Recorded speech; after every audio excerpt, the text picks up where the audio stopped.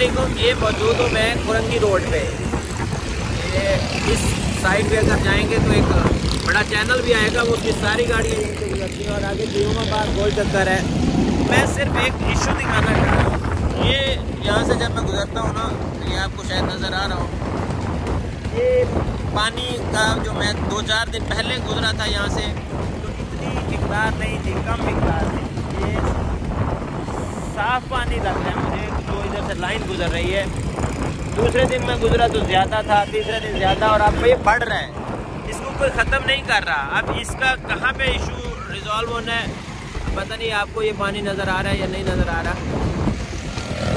ये इसका क्या करना है, इसका कुछ करना है या नहीं करना, ये मैं काइंडली देख लें। क्योंकि ये नाला है, गंदी नदी पता नहीं इसको बोलते हैं। ये केमिकल का पानी आता है, इसमें सारा दिन झाग उड़ रही होती है, आज झाग भी नहीं उड़ रही।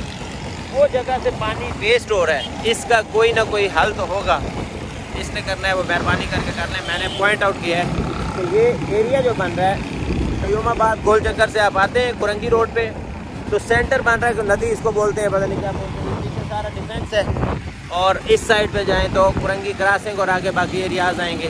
तो ये मेहरबानी करके ज़रा इस पाइप को बंद करवा दें। अभी ये हो सकता है बाद में ये कहीं जा रहा है पानी, जो वो अगर बंद होगा तो फिर मसला होगा। शुक्रिया।